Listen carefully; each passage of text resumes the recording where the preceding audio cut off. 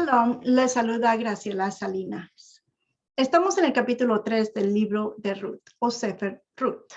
En el capítulo 2 vimos cómo Ruth estaba gleaning, o más bien dicho, recogiendo el grano que le correspondía en los campos de Boaz. Y como Boaz fue muy bondadoso con él e incluso la protegió y le pidió a sus siervos que no la molestaran, que ella podía estar recogiendo en los campos de él, le pidió que se quedara con sus siervas, que tomara agua de sus pozos y que no fuera a ninguna otra parte porque él sabía que siendo moabita la podían molestar.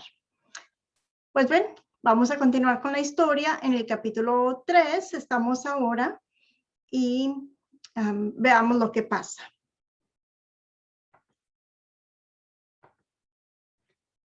En Ruth capítulo 3, versículos del 1 al 5.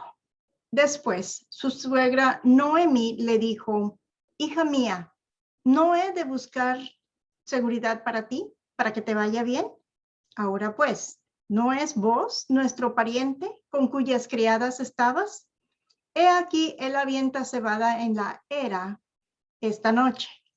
Lávate pues, úngete y ponte tu mejor vestido y baja la era. Pero no te des a conocer al hombre hasta que haya acabado de comer y beber. Y sucederá que cuando él se acueste, notarás el lugar donde se acuesta. Irás y descubrirás sus pies y te acostarás. Entonces él te dirá lo que debes hacer. Y ella respondió: todo lo que me dices, eso haré. Que no era tan sumisa. Ella sabía que el corazón de Noemí no le iba a hacer ningún daño a ella. Entonces pone toda su confianza en Noemí y la obedece. Vos en su familiar cercano y al esposo de Naomi siendo Elimelech. Si se recuerdan, Elimelech quiere decir Dios es rey. De acuerdo a los eruditos, se supone que Boaz es hijo del hermano de Elimelech, o sea, es sobrino de Elimelech o primo del esposo de Ruth. Y entonces él está calificado para redimir la tierra. Además, Boaz era un hombre rico, por lo tanto tenía la solvencia económica para redimir a la familia. Pero tenía que ser persuadido, alguien tenía que decirle. Naomi, siendo una mujer sabia y justa, pudo darse cuenta que Ruth no le era indiferente a Boaz. O sea, pudo ver que si Boaz estaba siendo cuidadoso con ella, la protegía, le daba oportunidad de que recogiera más grano del que realmente se podría si nada más recogiera lo que se cayera y lo de las esquinas, pues ella pudo notar que esa bondad podría también traducirse como amor, como cariño. Y entonces aconseja a Ruth de lo que tiene que hacer. Bueno, ya sabemos los sentimientos de Boaz, pero ¿y qué hay con los sentimientos de Ruth? Ruth, al igual que Tamar, ¿se acuerdan de Tamar? La nuera de Judá que también vino a tener relaciones con Judá para preservar el linaje. Pues las dos, tanto Tamar como Ruth, vienen a sacrificarse para conservar el linaje de Judá. Ruth nunca cuestionó, nunca dijo, pero ¿por qué lo tengo que hacer? O ¿qué es lo que me dices? Ella solamente dijo, lo que tú me dices, eso haré. Regresando a las leyes de la herencia. De acuerdo a Números 28, del 8 al 11, si un varón moría sin tener un hijo, especialmente varón, entonces su herencia pasaba a la hija.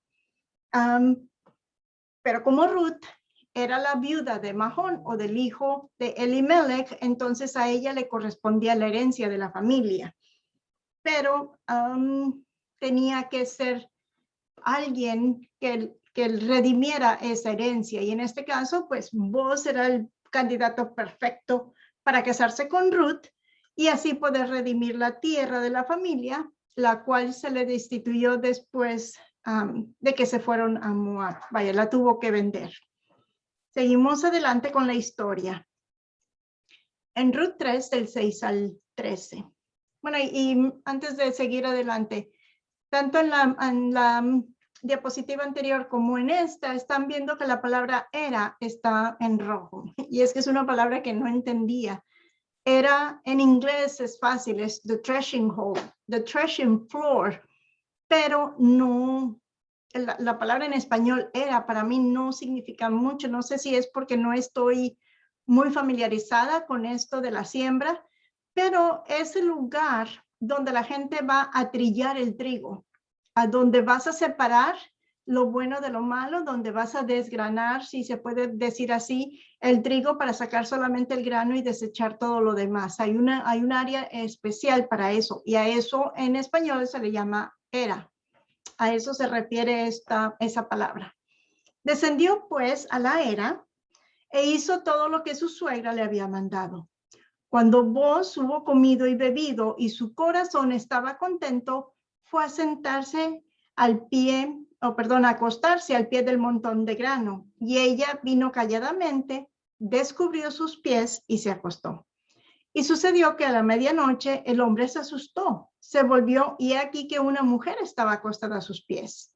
Y él dijo, ¿quién eres? Y ella respondió, soy Ruth, tu sierva.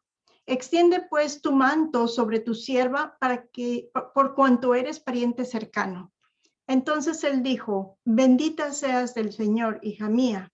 Has hecho tu última bondad mejor que la primera, al no ir en pos de los jóvenes, ya sean pobres o ricos. Ahora, hija mía, no temas. Haré por ti todo lo que me pidas, pues todo mi pueblo en la ciudad sabe que eres una mujer virtuosa. Ahora bien, es verdad que soy pariente cercano, pero hay un pariente más cercano que yo. Quédate esta noche y cuando venga la mañana, si él quiere redimirte, pues bien, que te redima. Pero si no quiere redimirte, entonces yo te redimiré. Vive el Señor. Acuéstate hasta la mañana. Nuevamente aquí vemos cómo Boaz está haciéndole un pacto en el nombre del Señor, porque le dice, yo te redimiré, vive el Señor. Eso quiere decir en nombre del Señor. Y sabemos lo significante que es hacer algún pacto o juramento en el nombre del Señor y luego si no lo cumples. Antes de que Boaz pudiera casarse con Ruth, ella tenía que expresar sus intenciones legales declarando que él era pariente cercano. Naomi le dice a Ruth cómo hacerle. Entonces aquí vemos cómo Ruth le dice, por cuanto eres pariente cercano, extiende tu manto sobre tu sierva. Todo esto sucedió al final de la cosecha. Si recuerdan, en el capítulo anterior vimos que ella se quedó en los campos de Boaz durante la cosecha de la cebada y la cosecha de trigo, que era desde Bikurim, después de Pesach, hasta Shavuot. Entonces ya estamos aquí en la celebración de Shavuot. Probablemente esto que dice que comió y bebió y su corazón estaba contento, pues claro que debe de haber sido que estaba contento porque Dios había suplido en la cosecha, había sido abundante. Aparte, como estamos en Shavuot, pues estamos celebrando la cosecha, los frutos, y se ha dado el festival. Todo esto que está pasando no es que ella haya hecho algo impropio. Ella, Ruth, nada más hizo lo que su suegra le dijo. La era es un lugar público donde hay gente, entonces lo que tanto Boaz como Ruth eran personas temerosas de Dios. No había pasado nada.